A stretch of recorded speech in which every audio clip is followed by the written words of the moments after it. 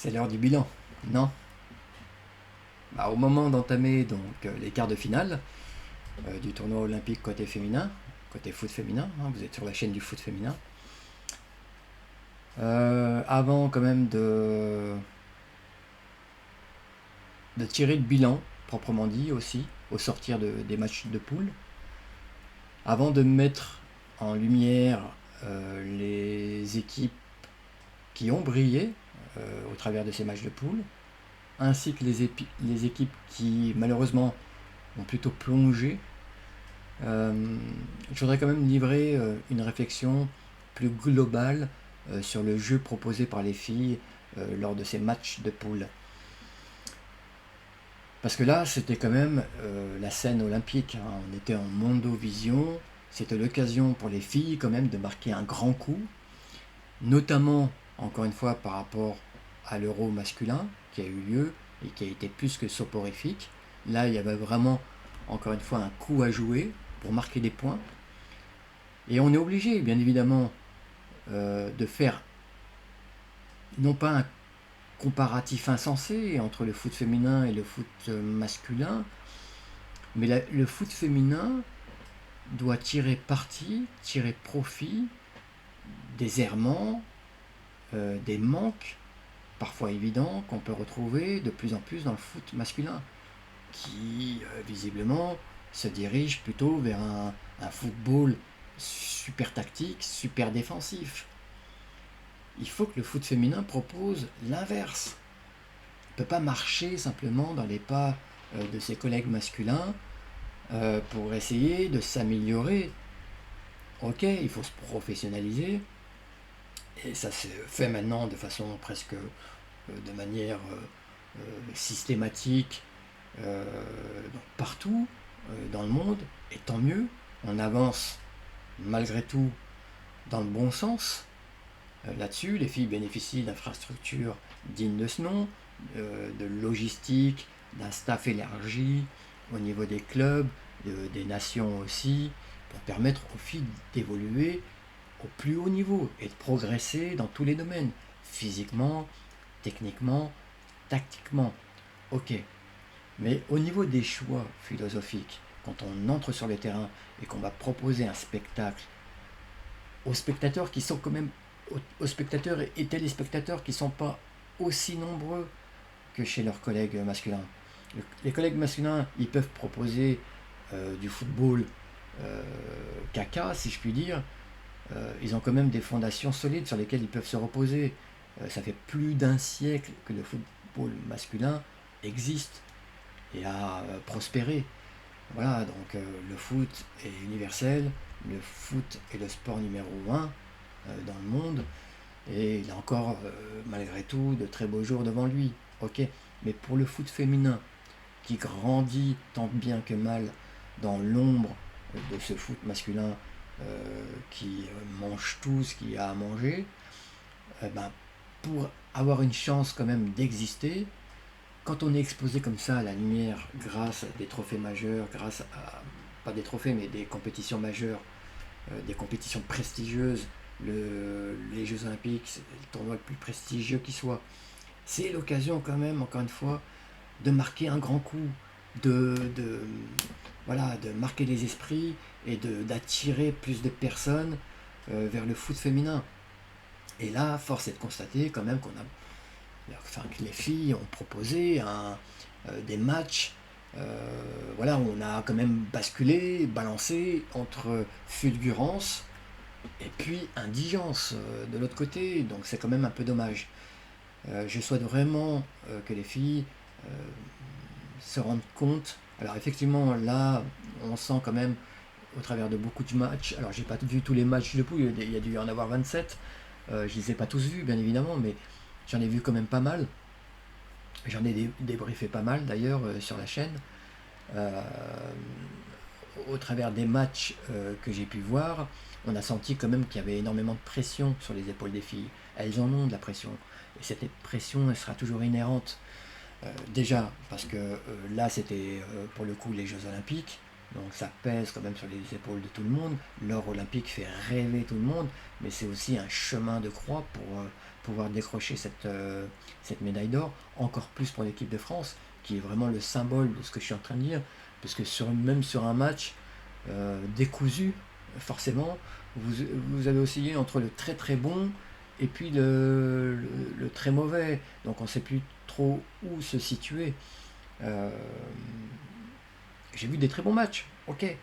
Euh, Avant d'en citer quelques-uns, je reviens quand même sur la pression, parce que je disais, oui, il y a les Jeux Olympiques, mais aussi cette pression inhérente qui est liée au fait que les filles se disent, voilà, on ne peut pas se louper, il faut qu'on montre au monde que le foot féminin existe, et que on va être amené à ce que des personnes qui ne connaissaient rien au foot féminin nous regardent, et eux, ces personnes-là, ils ne voient le foot qu'au travers de celui pratiqué par les hommes.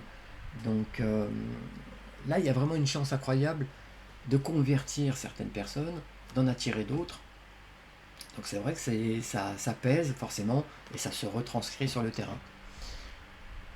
Enfin, il n'empêche, les filles, transcendez-vous, parce que pour avoir vu quand même énormément de matchs de foot féminin, il y a vraiment moyen de proposer un jeu attractif, spectaculaire, porté vers l'avant, avec des buts, un jeu aussi fluide, avec moins de chicanerie, moins de théâtralité, moins de ouin-ouin à tous les coins du terrain. Il y a vraiment une possibilité là-dedans. Il faudrait que vous vous y engouffrez pour avoir une chance vraiment d'attirer un maximum de monde. Après donc, comme je l'ai dit, j'ai vu des matchs de qualité. J'ai vu Australie-Zambie qui m'a fait vraiment très plaisir, parce que là on était vraiment sur un match où on était en open bar.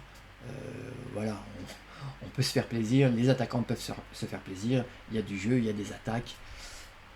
Donc Allemagne-Zambie, plus de buts, extraordinaire. Il y a eu aussi d'autres matchs. Allemagne, États-Unis aussi, très très bon match. Espagne-Japon que j'ai vraiment apprécié aussi, match d'ouverture.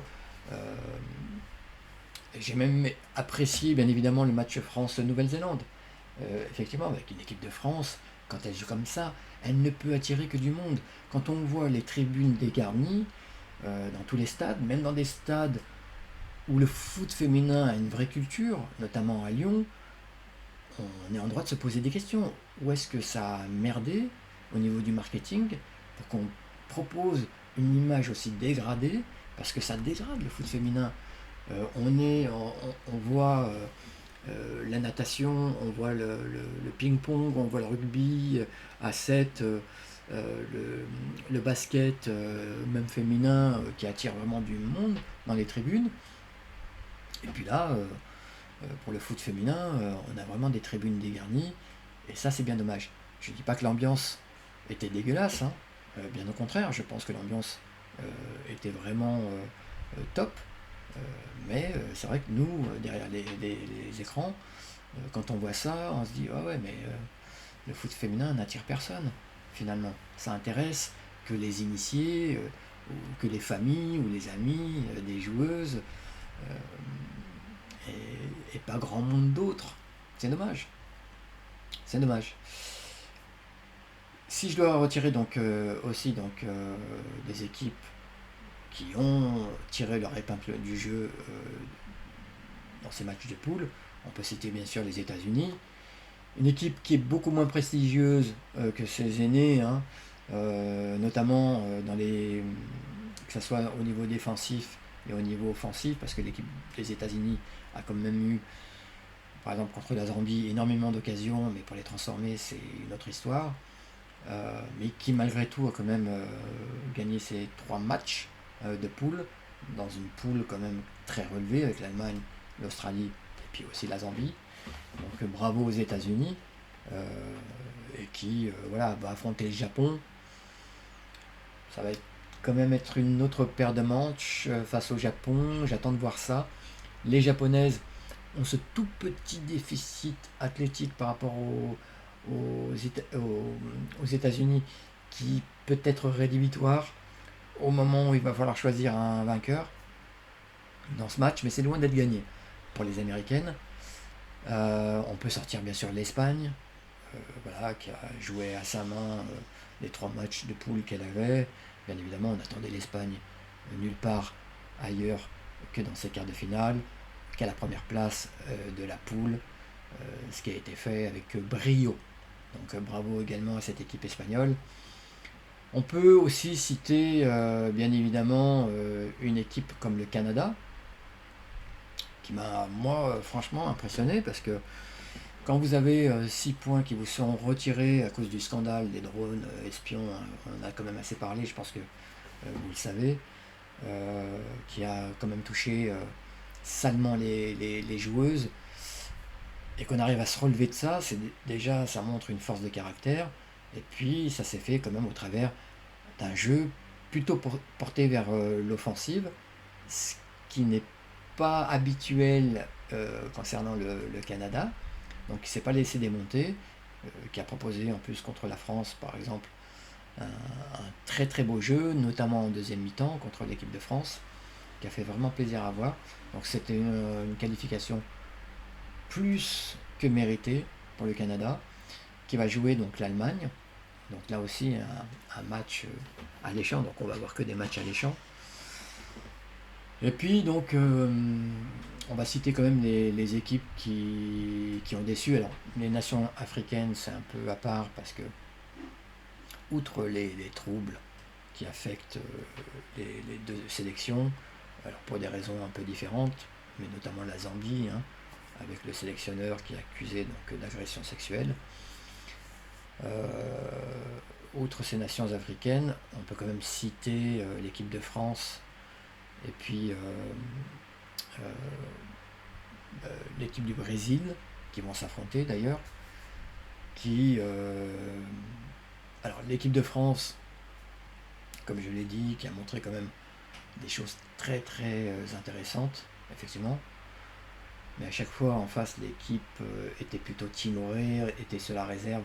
Et quand elle a de l'espace, quand elle peut jouer dans le tempo qu'elle aime bien, donc en tempo mineur, au ralenti, eh ben, elle est superbe à avoir joué, effectivement. Et puis quand il y a un peu plus de pressing, quand les équipes adverses montent d'un cran et vont les chercher, là c'est quand même une autre paire de manches.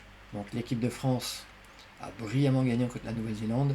Est-ce que c'est une victoire encourageante qui va leur permettre d'aller au bout?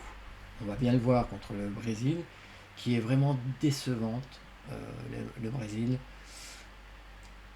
qui a quand même tiré aussi son épingle du jeu, puisqu'elle est sortie du groupe dans lequel elle était, et qui a montré quand même un football